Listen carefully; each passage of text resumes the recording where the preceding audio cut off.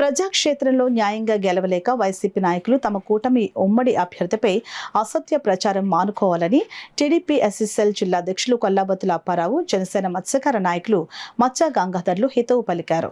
మేము Telugu Desam party NDA Janasena Telugu Desam BJP కూటమికి తంగెళ్ల శ్రీనివాసరావు గారిని గెలిపించడానికి మేము మీకైతే ఎలా పనిచేస్తాం అహర్నిశలు ఇక్కడ కష్టపడి పనిచేస్తున్నాం.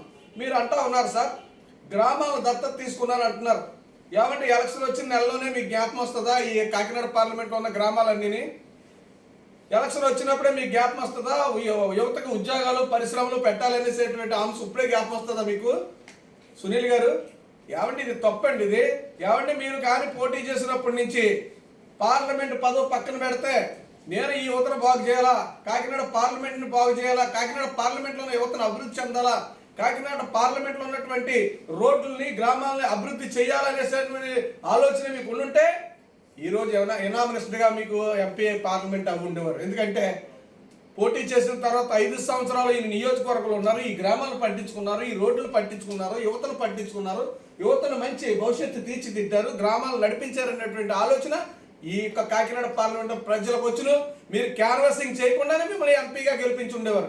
కనుక మీరు ఎన్నట్లో అసమర్థత వ్యక్తి కనుక, మీరు ఏమీ చేయలేదు కనుక మీరు ఎన్ని వందల కోట్లు ఇచ్చినా సరే ఈ కాకినాడ పార్లమెంట్లో మిమ్మల్ని గెలిపించాలని చెప్పి కాకినాడ జిల్లా ఎస్సీసీఎల్ అధ్యక్షుడిగా నేను మీకు చెప్తా ఉన్నాను. స్థాయి దిగజారిపోతున్నారు. మీతో ఎంతో జర్నీ చేసాం, ఫ్యామిలీ మెంబర్గా ఉన్నాం. మీరు చెప్పే అన్ని అబద్ధాలు బూటకాలు, అది నాకు తెలుసు. ప్రత్యక్ష సాక్షి నేనే, ఎక్కడికి రమ్మని చెప్తాను నేను. ఏడి కాటారి జానకిరావు పెద్ద మనిషి, కుర్రోడు జాబ్ వేయించమంటే ఏంటలేదు, పెద్ద మనిషి నువ్వు గ్రామాల దత్త తీసుకుంటావు, పైగా వందలాది మందికి ఉద్యోగాలు ఉపాధి కల్పిస్తావు. ఏడి అదే కాకుండా ఏ పార్టీలో ఓడిపోయినా సరే నీకు ఆస్తులు ఎలా వస్తున్నాయి? ఇక్కడి ప్రతి పార్టీలో ఓడిపోతున్నావు. ఏడి అలాగే దశాబ్దంన్నర చేసావు, ఇది 2వ దశాబ్దంలోకి ఎంటర్ అవుతున్నావు. ఈ ఆస్తులు పెరుగుతున్నాయి. ఫస్ట్ వచ్చినప్పుడు 10,000 కోట్లు అన్నావు, తర్వాత 15,000 కోట్లు అన్నావు, తర్వాత 20,000 కోట్లు అన్నావు, ఇప్పుడు 43,000 కోట్లు అంటున్నావు. ఏంటి ఎక్కడ దుబ్బేస్తున్నావు, ఎక్కడ దోసేస్తున్నావు? అలాగే టోల్గేట్ పెట్టావు, సునీల్ టోల్గేట్ అన్నావు. ఏంటి 3,500 రూపాయలు ఎంతో ప్రతి బండికి తీసుకుంటున్నావు. ఇది న్యాయమా? ప్రజలకు తెలియదు, ఇది తెలియకుండా చేస్తున్నారా? అంటే జగన్మోహన్ రెడ్డి ఎలా దోచుకోమని చెప్పాడు మిమ్మల్ని? ఏంటండి మైనింగ్ దోపిడీ, గ్రావెల్ దోపిడీ, అన్ని దోచుకుని తినేస్తున్నావు. తినేసి కోట్లు ఖర్చు పెడుతున్నట్టు. ఎక్కడ ఖర్చు పెడుతున్నావు? ప్రజలు మోసం చేస్తున్నావు. బాసు ఈ మాటలు మరి నా నోటెట్టుకుని రావట్లేదు. అయినా నువ్వు దిగజారిపోయి మాట్లాడుతున్నావు. తంగెళ్ళ ఉదయ శనివారం మేలం బంగారం.